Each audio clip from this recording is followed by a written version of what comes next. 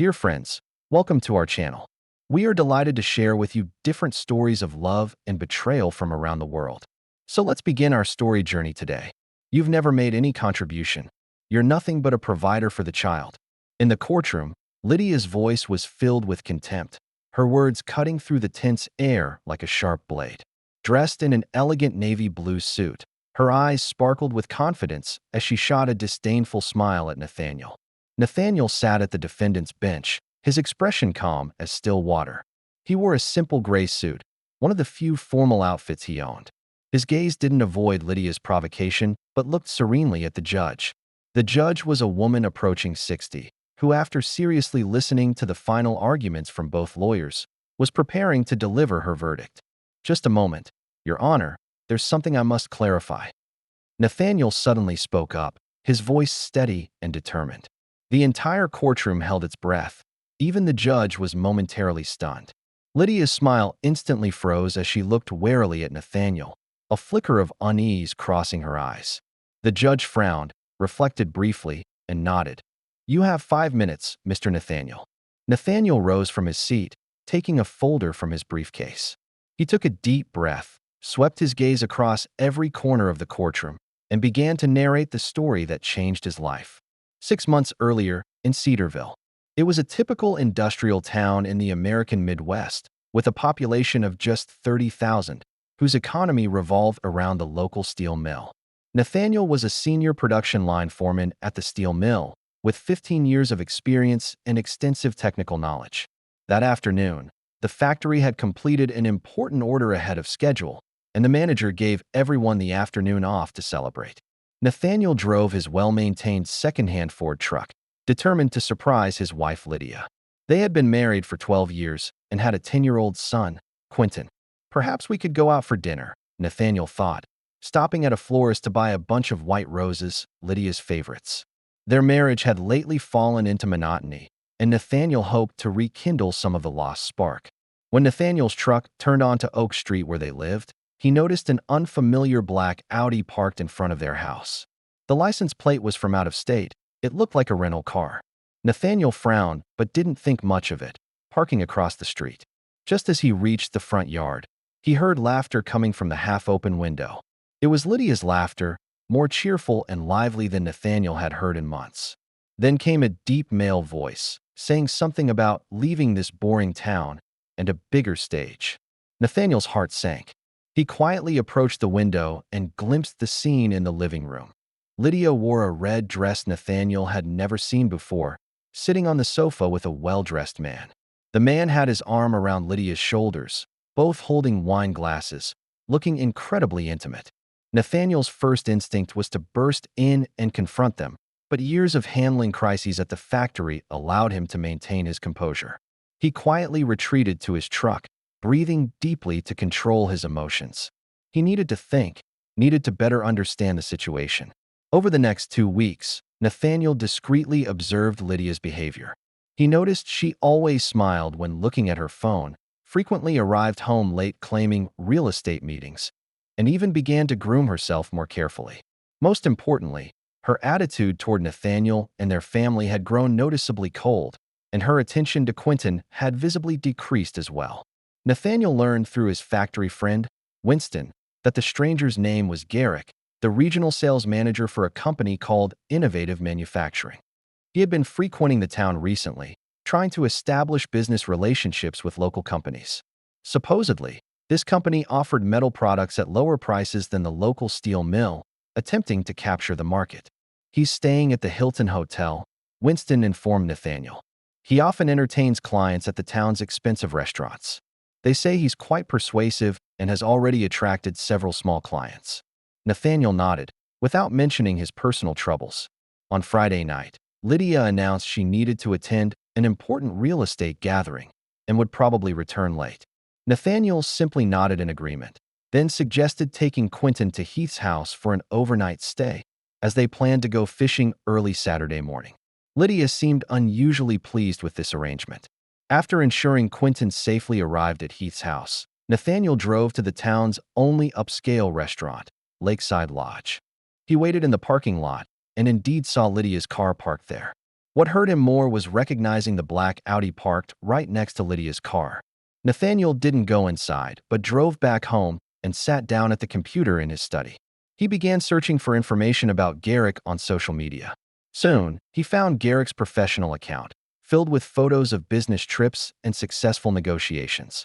What surprised Nathaniel most was that in several of Garrick's recent updates, there was a photo whose background was clearly Cedarville Lake, captioned "Meeting beautiful people in a beautiful town." Although Lydia didn't appear directly in the photo, Nathaniel recognized his wife's favorite scarf. Subsequent investigation revealed that Innovative Manufacturing's business model was quite controversial. They entered markets with low prices, but their products had serious quality issues.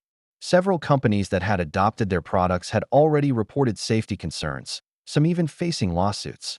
What shocked Nathaniel most was when, using his day off to help organize Quentin's room, he accidentally found a note in Lydia's dressing table drawer containing Garrick's contact information and some numerical codes. With help from a factory friend, Nathaniel confirmed these were project codes for the steel mill's upcoming bids. Information that should never have been in Lydia's drawer. Nathaniel's heart completely cooled. Lydia had not only betrayed their marriage, but might be unwittingly helping Garrick obtain trade secrets. He decided to take action. First, Nathaniel installed a legal GPS tracker on his own car. He also began documenting Lydia's unusual whereabouts and suspicious behavior. He even asked his son Quentin about recent changes in Lydia's behavior, learning that she frequently took work calls while driving Quentin to and from school, always stepping away from Quentin to talk. 2 weeks later, on a Thursday afternoon, Nathaniel took half a day off and, following the GPS tracker's indications, drove to a motel on the outskirts. Sure enough, he saw Lydia's car and the black Audi parked there. Nathaniel didn't rashly burst in but took photos as evidence and quietly left. Back home, Nathaniel began organizing all the information he'd collected. Photos of Lydia with Garrick, GPS records, the note containing business information, Lydia's clearly increased unexplained expenses, and more. He also contacted a lawyer friend, Sullivan, to learn about divorce and child custody procedures. One weekend evening, after Quentin had gone to bed, Nathaniel decided on a direct confrontation. Lydia had just returned from her so-called real estate meeting, looking relaxed until she saw the photos and documents arranged on the dining table. "We need to talk, Lydia." Nathaniel's voice was calm but firm. Lydia's expression quickly changed from surprise to defensive. "What is this? You've been spying on me." "I'm protecting my family and my career," Nathaniel replied, pushing the photos forward. "This is you and Garrick at the motel. These are records of your meetings at Lakeside Lodge, and these are the factory project codes you kept. I want to know how much information you've disclosed to him." Lydia stared at the evidence, biting her lip. She didn't immediately deny anything, which made Nathaniel realize the situation might be worse than he imagined. "I haven't revealed any trade secrets," she finally said, her tone both defensive and somewhat hesitant. "Garrick was only interested in basic information, like who makes decisions, the factory's approximate capacity. None of that is secret." "What about this?" Nathaniel pointed to the project codes. "These are core data for our next quarter's bids. Why are they in your drawer?" Lydia was silent for a moment, then sighed. "Garrick said it was just to understand the market situation. He said it could help me find a job at his company, once we leave here." Nathaniel felt a chill. "So you've already planned it? Leaving here with Quentin?" "Not exactly like that." Lydia's voice grew smaller. "Garrick did mention opportunities in Chicago, but we didn't have specific plans. I just feel suffocated, Nathaniel. This town, this life. Day after day, year after year. I want more. I deserve more. And Quentin and I don't deserve your loyalty." Nathaniel's voice remained calm, but carried an obvious coldness. Lydia's attitude began to shift from defensive to offensive. "Do you know how lonely I've been all these years? You're always working, working, working. Even at home, your mind is at the factory. Garrick, he values me, appreciates me, makes me feel like I'm more than just a housewife or mother." "I've never viewed you simply as a housewife or mother," Nathaniel responded. "I've always respected your career choices, supported your real estate business. But that doesn't justify betrayal." The conversation continued for nearly 2 hours, from accusations to justifications to emotional outbursts. After the initial shock, Lydia's attitude grew increasingly hardened, blaming Nathaniel for not understanding her, not giving her space, attributing all her dissatisfaction to Nathaniel and small-town life. Finally, when emotions had somewhat calmed, Nathaniel stated his decision. I'll contact a lawyer to initiate divorce proceedings. For Quentin, I'll seek joint custody, but he should continue living in this familiar environment. Lydia's reaction shifted from shock to anger. You can't do this. Quentin needs his mother, and I need financial support. This house is half mine too. Let the law handle everything, Nathaniel replied wearily. But I won't let Quentin's life be completely upended because of your choices. The conversation ended in a tense atmosphere. Both agreed to temporarily share the house until legal proceedings began. That night, Nathaniel slept in the guest room, thinking about how to explain the upcoming changes to Quentin and how to handle the potential business threat. The following days were filled with tension and awkwardness. Lydia continued meeting with Garrick, though she became more cautious. Nathaniel began gathering more information about innovative manufacturing, particularly regarding their product quality issues. He contacted the factory's security supervisor, Barrett, seeking legal ways to obtain relevant data. These materials don't even meet industry standards, Barrett said after reviewing the test reports. They use inferior alloys, with strength only 70% of the standard requirement. If used in building structures, the consequences would be disastrous. Meanwhile, Nathaniel didn't neglect his personal situation. Following Sullivan's advice, he documented in detail his contributions to the family, not just financial support, but also his involvement in Quentin's education, home maintenance work, and his active role in the community. At the same time, he also preserved evidence of Lydia's recent neglect of family responsibilities, including Quentin's school events she had missed and her reduced interaction time with their son. During a meeting with Sullivan, Nathaniel learned that Lydia had already hired an aggressive divorce lawyer. Her lawyer has presented quite harsh conditions, Sullivan explained, demanding primary custody, ownership of the house, most of the joint property, plus high child support and alimony. They claim it's to maintain Quentin's standard of living. Nathaniel nodded understandingly. We have sufficient evidence to prove my comprehensive contribution to the family, as well as Lydia's recent behavioral changes. Regarding property division, I can provide complete family income and expenditure records, proving that our joint assets primarily come from my stable work and prudent financial management.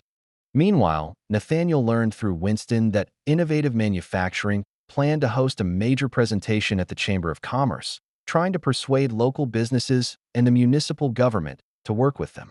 This not only threatened the steel mill's interests, but potentially the entire town's economic health. If they succeed, many people could lose their jobs, Winston worried. Their low-price strategy is clearly aimed at dominating the market first, then raising prices later. Nathaniel began contacting customers who had already used Innovative Manufacturing products. He soon found a company called Summit Construction, whose owner, Fletcher, was facing serious problems. We used their steel to build a small office building, Fletcher said angrily. Last week's safety inspection showed the structural strength is far below regulatory requirements. Now we must reinforce the entire building, nearly doubling the cost. And that bastard Garrett claims we installed it improperly. As Nathaniel collected more evidence, Lydia seemed to notice something unusual. One evening, when Nathaniel returned from work, he found Lydia rummaging through his briefcase. What are you looking for? Nathaniel calmly asked. Lydia was clearly startled, but quickly regained her composure. Just looking for some family documents. I need to update my insurance information. Nathaniel didn't expose her lie, just nodded and took his briefcase away. That night, he installed a small surveillance camera in his study to record any potential intrusions. 2 days later, while Nathaniel was working overtime at the factory, the camera captured Lydia and Garrick entering the study together, going through Nathaniel's documents and computer. They seemed to be searching for specific information, but left disappointed. Most shocking to Nathaniel was that when they left, the surveillance video showed Garrick deliberately scratching Nathaniel's truck parked in the garage and tampering with the tires. This was clearly a malicious act that could endanger Nathaniel's safety. Nathaniel saved the footage and filed a police report. He also submitted this evidence to Sullivan as supplementary material for the divorce case and custody application. As Innovative Manufacturing's presentation date approached, Nathaniel and several residents concerned about the town's future developed a plan. They would publicly question the company's product quality and safety issues at the meeting, display the evidence they had collected, and invite customers who had already suffered losses to testify.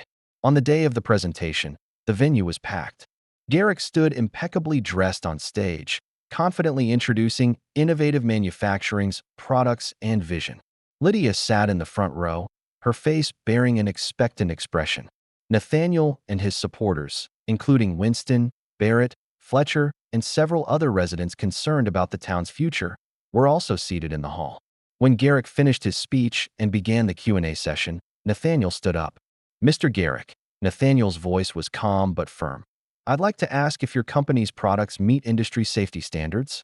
We've received reports indicating that in Summit Construction's project, the building structure using your company's materials shows severely insufficient strength."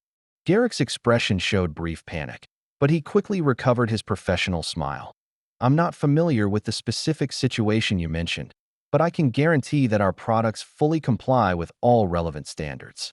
As for individual cases, there might be improper installation or usage." "What about this?" Nathaniel interrupted, showing the test report provided by Barrett to the audience. "This is a test conducted by an independent laboratory, showing that the steel supplied by your company has a compression resistance of only 70% of the industry standard, far below the values your company promotes." The room began to stir. Garrick's face darkened. Fletcher stood up, angrily accusing Innovative Manufacturing of causing him enormous losses. Then, other business owners who had already purchased the company's products joined in the questioning. The scene became chaotic. Garrick tried to control the situation with limited effect. When the voices of doubt reached their peak, Lydia left her seat, standing aside with a complex expression, her gaze oscillating between Garrick and Nathaniel. Finally, Nathaniel showed the most shocking evidence: the video of Garrick damaging his vehicle. "This is the true face of Innovative Manufacturing's regional manager," Nathaniel said, with contained anger in his voice. "Not only deceiving customers in business, but also lacking principles in his personal conduct. This act of vandalism has already been reported and is under police investigation." The room fell into shocked silence, followed by an eruption of indignant voices. Garrick stood on stage, pale-faced, while Lydia's expression in the crowd shifted from shock to anger, and then to a complex emotion difficult to describe. The meeting ended in chaos, Garrick hastily exiting without answering further questions. When Nathaniel headed toward the exit, Lydia intercepted him, her eyes filled with anger and confusion. "Do you know what you've done?" she questioned in a low voice. "You've ruined everything. Garrick's job, his company's plans, the future we could have had." Nathaniel looked at her serenely. "I've only revealed the truth, Lydia. If this has ruined your plans, it only means these plans were built on lies and deception." Lydia's eyes showed a flicker of hesitation, but it was quickly replaced by anger. "You'll regret this. See you in divorce court." In the weeks that followed, events unfolded as Nathaniel had anticipated.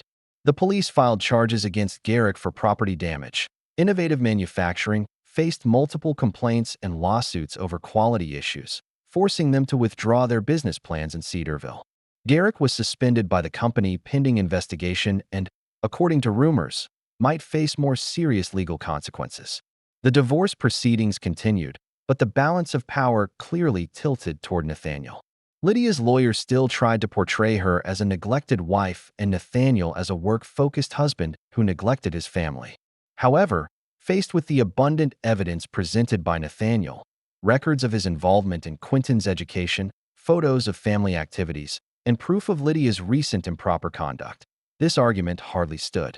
Most decisive was when the court learned that Lydia knew about and participated in Garrick's efforts to obtain business information and her intention to take Quentin away from town, which significantly weakened her position in the fight for primary custody. Finally, the divorce case entered its final court hearing phase. Both sides' lawyers presented heated arguments, Lydia's lawyer emphasizing her role as a mother and her emotional contributions to the family, while Sullivan showed how Nathaniel had participated in and built family life beyond mere economic support. When Lydia was called to testify, her emotions visibly fluctuated. She tried to maintain her argument that she was only seeking to be understood and valued. But under Sullivan's cross-examination, had to admit she indeed planned to leave town and knew Garrick's interest in factory information might exceed normal business scope. As the hearing neared its end, Lydia's frustration was evident. During the final arguments, she emotionally shouted, "You've never made any contribution. You're nothing but a provider for the child." The courtroom fell silent, everyone shocked by this sudden outburst. The judge frowned, preparing to pronounce judgment, when Nathaniel requested to speak. "Just a moment, Your Honor, there's something I must clarify."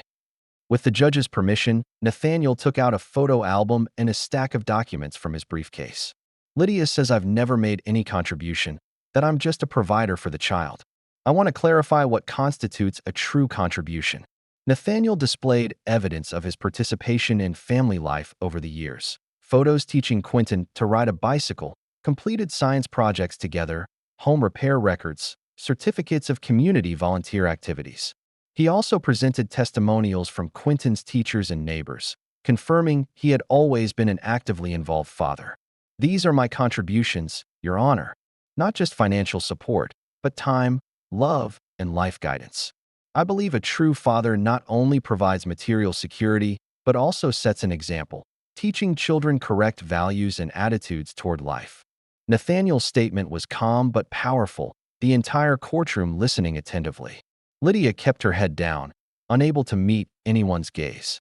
The judge carefully reviewed the materials provided by Nathaniel, then announced a recess to consider her decision. 2 hours later, when court reconvened, the judge announced her ruling. "Considering all evidence and testimony, this court determines that Mr. Nathaniel and Ms. Lydia will share legal custody of Quentin, but Quentin will primarily reside with Mr. Nathaniel, with reasonable visitation rights for Ms. Lydia. Regarding property division, the family home will remain with Mr. Nathaniel. Ms. Lydia will receive fair economic compensation, but her request for high alimony is not supported, considering her work capacity and income." After the verdict, Nathaniel's friends and colleagues approached to congratulate him. Winston, patting his shoulder, said, "You did it, buddy. Justice has finally prevailed." As Nathaniel prepared to leave the courthouse, he saw Lydia standing alone at the end of the hallway. Her gaze was complex, seeming to want to say something, but in the end, she only turned and left. Nathaniel felt a wave of complex emotions, not compassion or forgiveness, but a sadness for having reached this point with someone he had shared 12 years of life with. But he quickly adjusted his mood, knowing that Quentin, waiting at home, should now be his main focus. In the months following the divorce, Nathaniel and Quentin gradually adapted to their new rhythm of life. Nathaniel's performance at the factory was recognized, being promoted to production manager, responsible for more important projects. This meant more responsibilities, but he still ensured he had enough time for Quentin. Quentin initially felt confused and sad about his parents' divorce, but Nathaniel patiently explained the situation, ensuring he knew it wasn't his fault. He also encouraged Quentin to maintain contact with Lydia, although she barely contacted her son during the first few weeks. "Why doesn't Mom call me?" Quentin asked one night before bed, with obvious sadness in his voice. Nathaniel carefully chose his words. "Mom probably needs some time to adjust to the new situation. But she loves you. That will never change. When she's ready, she'll contact you." It wasn't a complete lie, but not the whole truth either. Lydia seemed to be avoiding reality, focusing her attention entirely on her relationship with Garrick. According to Winston, she had already resigned from her job at the local real estate company, preparing to move to Chicago with Garrick. However, events took an unexpected turn. Innovative Manufacturing faced multiple lawsuits over quality issues and improper business practices. Their stock plummeted, and top management began blaming each other. Garrick, as the regional manager, became one of the scapegoats, getting fired by the company. Simultaneously, he faced criminal charges for vandalizing Nathaniel's vehicle.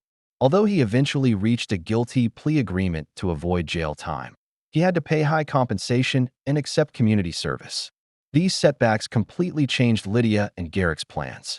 Without a well-paying job, Garrick's charm quickly faded.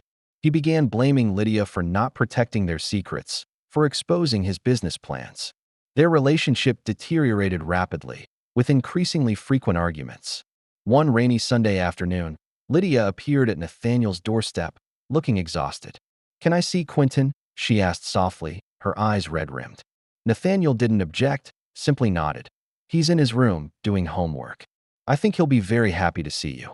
While Lydia reunited with Quentin, Nathaniel chose to give them some privacy.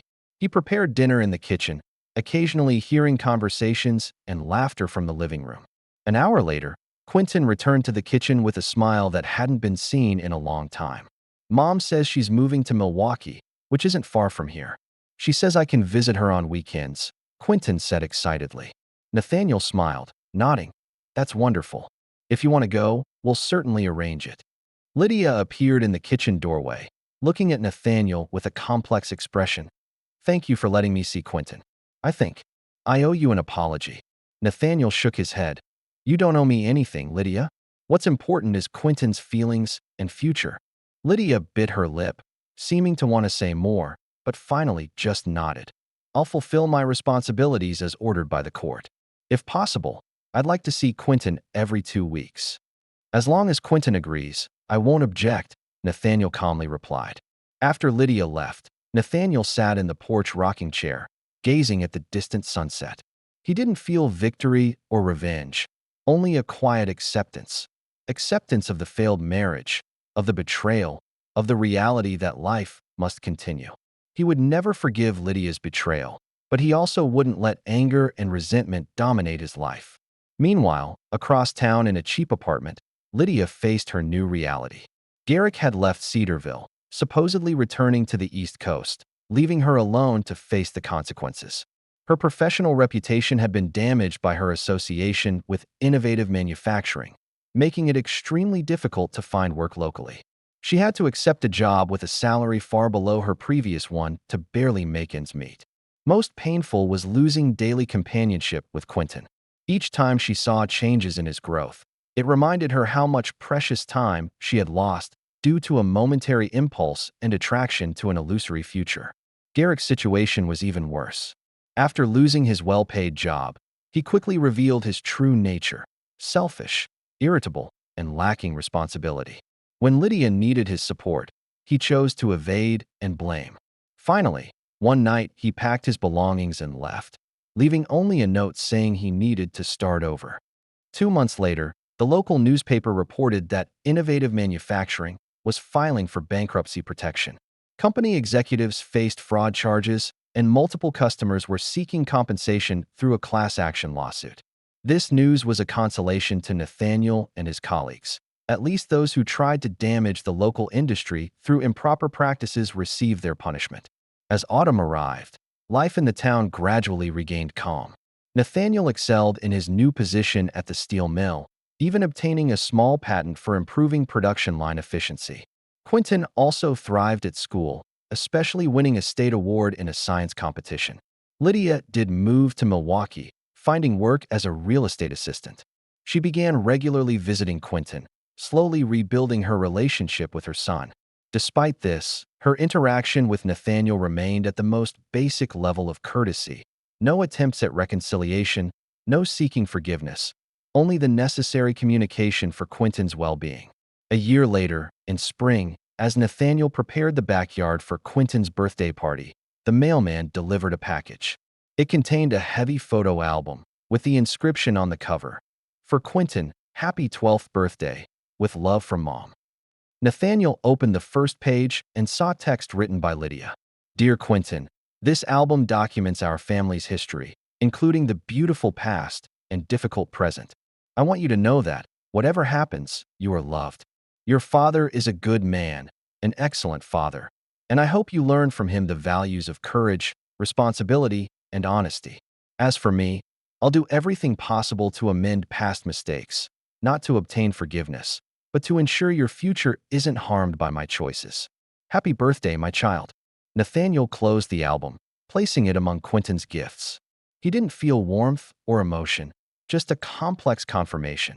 At least Lydia was trying to take responsibility for her actions, although too late and unable to repair the damage already caused.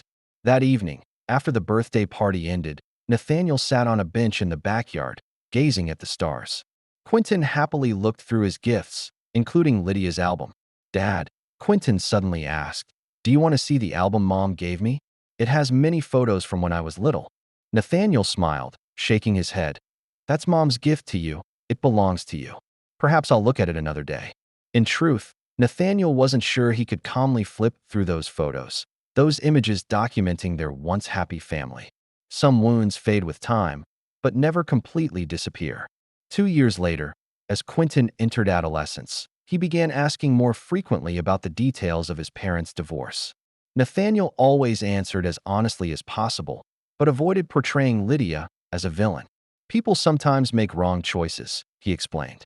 "That doesn't mean they're bad people, just that they made mistakes. What's important is how we respond to these mistakes and what we learn from them." However, when Quentin asked if he could forgive Lydia, Nathaniel's answer was consistent. "Forgiveness is complex, Quentin. I respect your mother's role as your mother, and we can collaborate as your parents. But some wounds are too deep. Some trust once broken is difficult to rebuild. What's important is that we both love you and both want you to grow up healthy and happy." Meanwhile, Lydia's life was also slowly rebuilding. Her real estate career in Milwaukee gradually stabilized. She even began handling some important clients. She visited Quentin monthly, evolving from the initial awkwardness and distance toward a new mother-son relationship. Regarding Garrick, rumors had it that he found a sales position at a small company on the East Coast, but far from his former glory. He occasionally sent messages to Lydia, mostly complaining about life difficulties or attempting to re-establish contact, but she had clearly rejected any further contact. Once, after Lydia dropped Quentin off at home, she hesitantly told Nathaniel, "I think you should know that Garrett contacted me again. He wants to start over, says he has changed." Nathaniel simply nodded calmly. "That's your business, Lydia." Lydia shook her head. "I refused. Not just because he essentially hasn't changed, but because I've recognized how serious my mistakes were. I don't expect your forgiveness, Nathaniel, but I want you to know that I pay for my choices every day." Nathaniel didn't respond, simply nodding in understanding. He had long accepted the end of this marriage, accepted the scars of betrayal, and accepted that life must go on. He wouldn't forgive, wouldn't forget, but also wouldn't let the shadows of the past overshadow his current life and Quentin's future. For years later, when Quentin was preparing for college, he had received several acceptance letters from excellent schools. In deciding which school to attend, he wanted both parents to participate in the discussion. So, on a quiet Sunday afternoon, Nathaniel, Lydia, and Quentin sat at the dining table in Nathaniel's home, discussing the pros and cons of each option. The atmosphere was serene and rational. All three focused on Quentin's future, not past wounds. When the discussion ended and Quentin went to a friend's house, Lydia and Nathaniel were briefly alone. "He's grown up," Lydia said softly, "becoming so intelligent and kind. Largely thanks to you, Nathaniel." Nathaniel shook his head. "It's his own merit. We just provided support and guidance." Lydia hesitated a moment, then said, "I know it sounds ridiculous, but sometimes I wonder what it would be like if I hadn't. If we were still together." Nathaniel's expression didn't change. "That no longer matters, Lydia. We've both moved on. What's important is Quentin, and how we continue to support him." Lydia nodded, a flash of sadness in her eyes. "You've never forgiven me, have you?" "Some things are beyond forgiveness," Nathaniel calmly replied. "But that doesn't mean we can't collaborate as Quentin's parents." Lydia didn't pursue the topic further. She gathered her things, preparing to leave. At the door, she turned saying, "Anyway, thank you for everything you've done for Quentin these years. He's very fortunate to have you as a father." Nathaniel simply nodded, then closed the door. He returned to the living room, sitting in his favorite armchair, reflecting on the new life stage Quentin was about to begin. He felt satisfied, not because of victory or revenge, but because despite experiencing betrayal and pain, he had succeeded in creating a safe, stable environment for his son to grow up in. As for Lydia, she returned to her apartment in Milwaukee, poured herself a glass of red wine, and stood at the window gazing at the city's nightscape. Her life had re-stabilized, with some professional success and a relationship with Quentin that was constantly being repaired. But whenever she faced Nathaniel, she was overwhelmed by a sense of irreparable loss, not just of marriage and family, but of trust and respect, elements that once broken can never truly be rebuilt. Garrick's life presented an entirely different picture. According to the last news Lydia had, he had changed jobs 3 times and moved to a small southern city. His professional career and reputation were permanently damaged by the innovative manufacturing scandal. Those contacts and opportunities he once prided himself on now vanished. His charm and eloquence could no longer hide his essence, someone willing to deceive and manipulate to achieve his goals. At that moment, 3 lives that were once intertwined now followed different paths. Nathaniel found peace and purpose. Lydia endured complex feelings of regret and reconstruction, while Garrick faced the lasting consequences of his choices. No perfect endings, no complete redemption, just real life flowing ceaselessly, carrying influences from the past, shaping future possibilities. When Quentin returned from his friend's house, he found his father repairing an old wooden chair in the backyard. "Need help, Dad?" he asked. Nathaniel smiled, nodding. "Sure, take this wrench. I'll show you how to fix these loose joints." Father and son worked together under the sunset, talking about college plans and future dreams. In that moment, oblivious to past pain, there was only present serenity and anticipation for the future. Perhaps this was the true victory, rebuilding a new, more authentic happiness amid the ruins of betrayal. If this story resonated with you, don't forget to like, share, and subscribe to our channel for more fascinating content. See you in another story.